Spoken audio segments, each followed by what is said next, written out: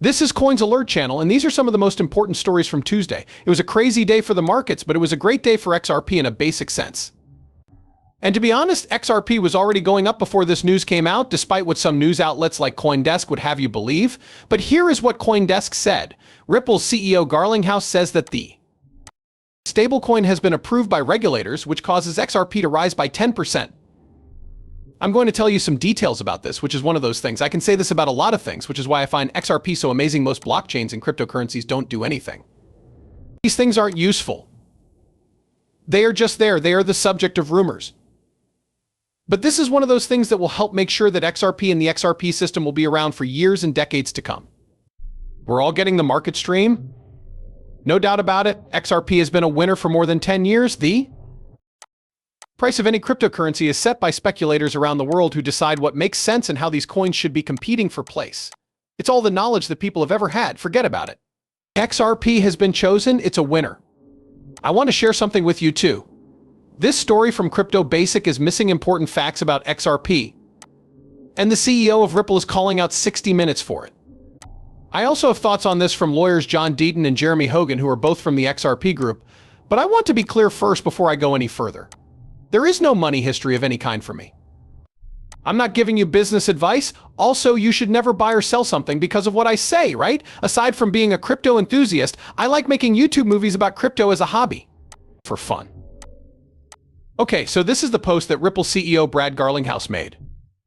On Tuesday afternoon, he wrote, "Just in, we have final approval from the New York Department of Financial Services for RLUSD. RLUSD is the ticker name for Ripple stablecoin." He then says that the exchange and partner listings will be up and running soon. Also, just to warn you, Ripple will let you know first when RLUSD goes live. So folks, it's coming, though a little later than Brad Garlinghouse said he would a few months ago. I don't remember exactly when, but he was talking at some kind of event at Memory Serves a few months ago and was asked about RLUSD. He said it would be live soon, but not in months. It's been months, but what the heck? That's why putting out a firm date. And no, I'm not saying it's all because of Ripple. There was definitely some weight. What kind of degree? I have no idea what they used. The officials and the steps they have to take are part of the reason why it's taken so long. Still, Ripple wants to make sure everything is taken care of because they are and always have been the adult in the room. Each I was dot and each T was cross. That's what they've always tried to do. And not always just right. You might remember what happened with FinCEN and other things in the beginning. I'm not going to talk about that in this movie, but they're always trying to do that, and they're doing it right here. This is also great. People who own XRP should be interested in this because this asset will be released on more than one chain. At first, it will be. The XRP blockchain, this is the case. That can't happen without XRP. Because of how the XRP system is set up, you can't mint it without XRP. Of course, XRP is needed for every single exchange. It's only a little baby boo bit, but it has to be done. For this to work, it's the gas. That's one way to look at it. It is a necessary must. That's how it's written. You could see the thing, even though it was only a little. Yes, that means that the steady coin will always burn a small amount of XRP with every transaction. That's still true. I'm not as excited about the numbers because they are so small. I'm even more excited about this because I think people will get it. Well, let's say that the Ripple stablecoin is widely used. Plus, it does really well when going up against USDC and Tether, which I think it has a great chance of doing. If that's the case, people will realize that XRP probably has a bright future since it's needed for this to exist on the XRP system. XRP is also needed for many other things, but this is just one more. And so CoinDesk wrote that XRP, the native token of the XRP ledger network, went up sharply on Tuesday afternoon in the US after Brad Garlinghouse, CEO of Ripple, said that the company's long-awaited stablecoin had been approved by the New York Department of Financial Services. After that, they shared the quote. I already told you about that, so I'll skip it. Then they write that XRP went up 10% after Garlinghouse's news, which was part of a larger crypto market bounce that erased today's losses. It was up 6.8% in the last 24 hours, doing better than both Bitcoin and the CoinDesk 20 average. Now here's the thing, that makes me unhappy. That story is not true. Because the times don't match, RLUSD isn't the reason why XRP started to rise again. At 1:50 p.m., Brad Garlinghouse shared this post about RLUSD.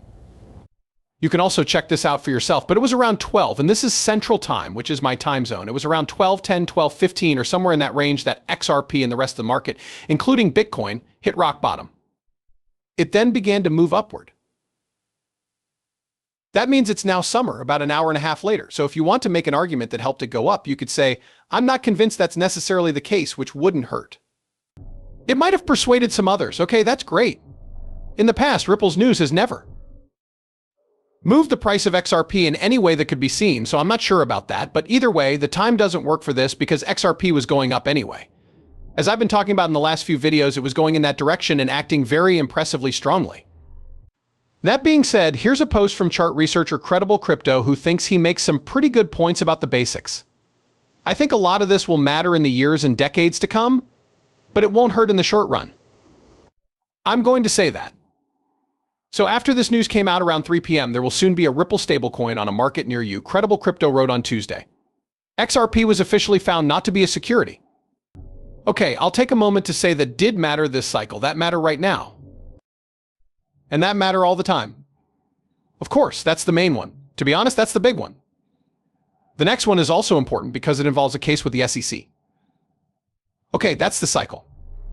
He says that a crypto-friendly government will soon be in charge. I'll say that one does too. The next one, though, made me say so that, and the Ripple stablecoin made me say no one says that a Ripple IPO isn't coming up soon. That's why I don't think the IPO and the stablecoin will be as important this time around.